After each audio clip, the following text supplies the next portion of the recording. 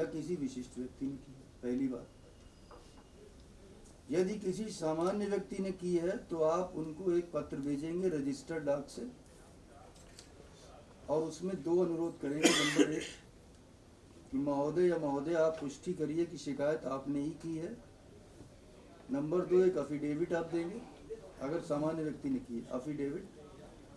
Affidavit में भी आप कहेंगे कि हाँ शिकायत मैंने ही की है, और यदि कोई साक्ष्य या प्रमाण है तो वो भी आप अफिडेविट में देंगे। आप मतलब सामान्य व्यक्ति जिसने शिकायत की उनको ये लिखेंगे।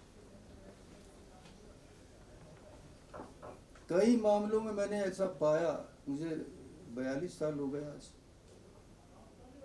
मैंने ये पाया कि जैसे ही पत्र लिखा गया, जिसके नाम से पत्र आया था वो भागते चले आए कि साहब हुजूर हमने तो शिकायत की ही नहीं, मेरे नाम से न जाने किसने कर दी। तो उनसे लिखित ले लिया गया, बात वहीं समाप्त हो गई। कुछ मामलों में पाया गया कि पता फर्जी था, डाकिए की नोटिंग के साथ पत्र वापस आ गया कि ये पता फर्जी है, इस पते पर इस नाम के कोई व्यक्ति नहीं रहते। कई मामलों में शिकायत गुमनामी होती है, शिकायतकर्ता का नाम होता ही नहीं। कई मामलों में ये देखा गया कि नाम लिखा है अशोक कुमार, नीचे पता नहीं, तो पत्र जा नहीं सकता। अब बात है कि अगर कोई विशिष्ट व्यक्ति, कोई जनप्रतिनिधि हो सकते हैं, एमपी, एमएलए या और कोई, तो पत्र उन्हें भी लिखा जाएगा, पुष्टि उनसे भी कराई जाएगी, साक्ष्य या प्रमाण मांगने उनसे भी अनुरोध किया जाएगा कि आप कोई साक्ष्य या प्रमाण है तो दे दे। बस केवल अंतर इतना है कि उनसे अफिडेविट नहीं लिया जाएगा।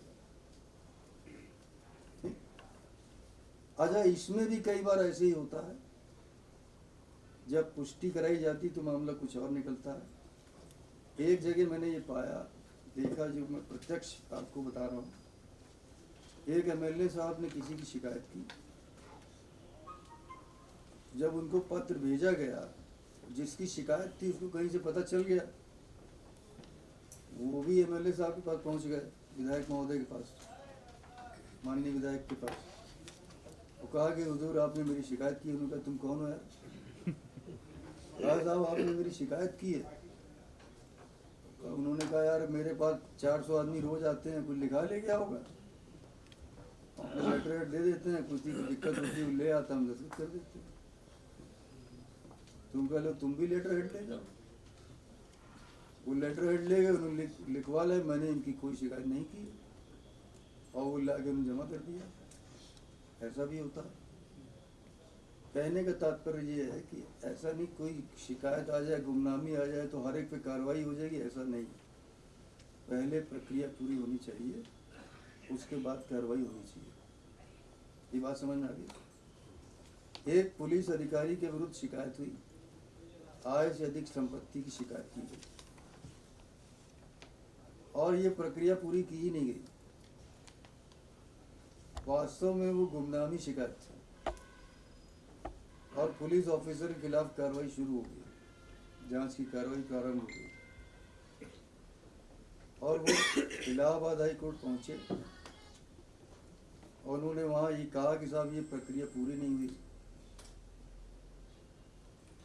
तो इलाहाबाद हाई कोर्ट ने गवर्नमेंट ऑफ यूपी को नोटिस दिया। जब उनके अधिवक्ता आए, उनसे पूछा गया कि ये जो 97 का जीओ है, ये आपके यहाँ से जारी हुआ? कहा हाँ सर हमारे यहाँ से जारी हुआ। तो उन्होंने कहा आपके यहाँ से जारी हुआ तो अनुपालन कौन करेगा इसका? और कोर्ट ने वो कार्रवाई रोक दी। कोर्ट ने कहा कि हो सकता है कि ये बात सच हो, जो आरोप है सच भी हो सकता है और झूठ भी हो सकता है, लेकिन जब प्रक्रिया आपने बनाई है, आपने ही बनाई है, तो आप प्रक्रिया का पालन करिए, फिर आप जो कार्रवाई करनी हो करिए। और उस पर कोई नाम पता था ही नहीं, तो कार्रवाई फिर नहीं हो पाई। अब मान लीजिए शिकायत के बाद पुष्टि हो गई, तो प्रारंभिक जांच होगी। कुछ मामलों में प्रारंभिक जांच की आवश्यकता नहीं होती। जहां अनियमितता प्रकाश में आते ही पुख्ता प्रमाण तुरंत मिल जाते हैं, वहाँ प्रारंभिक जांच की आवश्यकता नहीं होती। उदाहरण के लिए अगर ऑडिट की कोई रिपोर्ट है जिसमें पुख्ता प्रमाण सीधे मिल गए तो वहाँ सीधे औपचारिक जांच हो सकती है। ऐसे मामलों में प्रारंभिक जांच की आवश्यकता नहीं होती। यदि प्रारंभिक जांच की आवश्यकता पाई जाती है तो वो कैसे हो सकती है? कई प्रकार से विभाग करा सकता है। जैसे विभागीय अधिकारी के माध्यम से किसी अधिकारी को मार्ग किया जा सकता है कि आप इसका परीक्षण कर लें।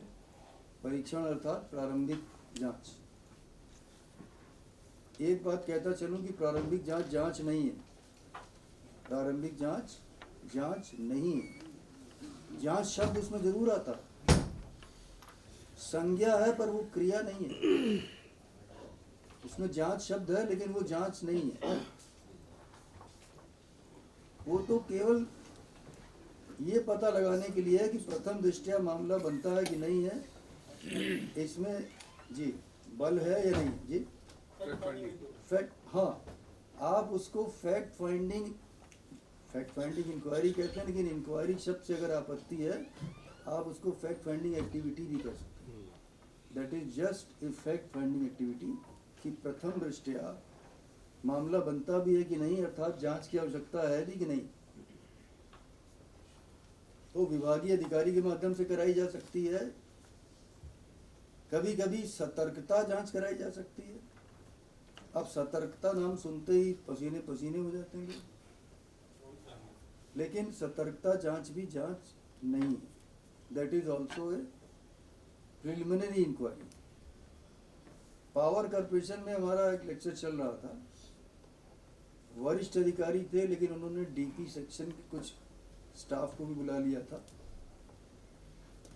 एक स्टाफ ने हाथ उठाया, उन्होंने कहा कि साहब सतर्कता जांच में ये संस्तुति आई कि इनके विरुद्ध दंडात्मक कार्रवाई की जाए। हमने कहा फिर आपने क्या किया? तो उन्होंने कहा कि हमने दंडादेश जारी करा दिया। ये ब्लंडर है। अभी थोड़ी देर मैंने पहले क्या कहा कि दंड देने की प्रक्रिया का नाम अनुशासनिक कार्रवाई है। अगर अनुशंसा हुई है कि इनके विरुद्ध दंडात्मक कार्रवाई की जाए तो इसका मतलब क्या हुआ? आप ही बताइए। इसका मतलब कि अनुशासनिक कार्रवाई प्रारंभ की जाए, क्योंकि दंड देने की प्रक्रिया है। दंड देने की प्रक्रिया का नाम ही डिसिप्लिनरी प्रोसीडिंग, डीपी या अनुशासनिक कार्रवाई है।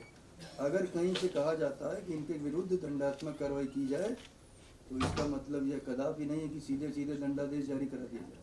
इसका मतलब यह है कि इनके विरुद्ध औपचारिक जांच प्रारंभ की जाए। ठीक। सतर्कता के बारे में एक उत्तर प्रदेश सरकार का शासनादेश भी है कि यदि कोई कार्मिक, कोई अधिकारी, कर्मचारी सतर्कता जांच लंबित रहने के दौरान रिटायर हो जाते हैं तो क्या उनके सेवानिवृत्तिक देयक रोक लिए जाएंगे या उनको दे दिए जाएंगे। उत्तर प्रदेश सरकार ने स्पष्ट किया है कि कोई देयक रोका नहीं जाएगा, क्योंकि सतर्कता जांच जांच नहीं है। सतर्कता जांच प्रारंभिक जांच है और प्रारंभिक जांच जांच ही नहीं है तो ये माना जाएगा कि उनके विरुद्ध कोई जांच प्रचलित नहीं है। ये बात क्लियर है। सतर्कता जांच जांच यूपी गवर्नमेंट का जीओ है, हम बाद में जॉइंट एमडी साहब को उपलब्ध करा देंगे, वो आपके ग्रुप में शेयर कर देंगे। इस बारे में मेरा एक वीडियो भी है, मेरा एक चैनल है, उस पर डीपी के बारे में मेरे तमाम वीडियोज़ हैं और इस बारे में सतर्कता जांच के बारे में भी सेवानिवृत्तिक देयक मिलेंगे या नहीं मिलेंगे, मेरा एक छोटा सा वीडियो है, भी आप देख सकते हैं। डीपी के बारे में तमाम वीडियोज़ हैं। अभी मैं चैनल के बारे में बाद में बात करूँगा। इसके अलावा सीआईडी जांच भी कराई जा सकती है। तो सीआईडी जांच भी प्रारंभिक जांच है। कुछ विभागों में, कुछ ऑर्गेनाइजेशंस में हमने देखा कि उन्होंने एक जांच समिति बनाई हुई है, एक रूटीन में बनी हुई है। तो जो भी प्रारंभिक जांच आती है तो वो जांच समिति उसकी प्रारंभिक जांच कर लेती है। तो कई तरीके हो सकते हैं जिसके माध्यम से प्रारंभिक जांच कराई जाती है। और प्रारंभिक जांच में यदि ये पाया जाता है कि कुछ तथ्य ऐसे हैं कि इनके खिलाफ अनुशासनिक कार्रवाई की जानी चाहिए, तब अनुशासनिक कार्रवाई की जाती है, वरना नहीं की जाती। देखिए वो तो कानूनी काम करते हैं, वो पीएमएलए में और प्रिवेंशन ऑफ करप्शन एक्ट में काम करते हैं, उसके लिए अलग से बात कर लेंगे। वो न्यायिक कार्रवाई होती है। हाँ जी, सतर्कता भी अगर एफआईआर के बाद हो रही है तो प्रिवेंशन ऑफ करप्शन में आएगी, वो अलग हो जाएगी। हम जो विभाग से कराते हैं उसके लिए। अब अगर प्रथम दृष्टया मामला पाया जाता है तो ये देखा जाता है कि मामले की गंभीरता कितनी है, कितना संगीन है। जो प्रारंभिक जांच में निकल के आया कि हाँ मामला बनता है, ये देखा जाता है कि ये जो आरोप है अगर ये सिद्ध हो जाए, एक हम लीगल फिक्शन तैयार करते हैं। फिक्शन तो जानते हैं ना, फिक्शन, लीगल फिक्शन ये तैयार करते हैं, कल्पना कि यदि ये आरोप सिद्ध हो गया, यदि का मतलब कि हो सकता है आरोप सिद्ध ना हो, दोनों संभावना है ना, सिद्ध हो भी सकता है, सिद्ध नहीं भी हो सकता। यदि ये आरोप सिद्ध हो गया तो इन्हें कैसा दंड मिलेगा? क्या इनको लघु शास्ति या माइनर पनिशमेंट मिलेगा, या माइनर पेनल्टी होगी, या फिर आरोप की प्रकृति इतनी गंभीर है कि यदि ये सिद्ध हो गया तो क्या इनको मेजर पेनल्टी, अब मेजर पेनल्टी को हिंदी में कभी कहीं के दीर्घ शास्ति कहते हैं, कहीं बृहद शास्ति कहते हैं, वो अलग अलग ट्रांसलेशंस हैं।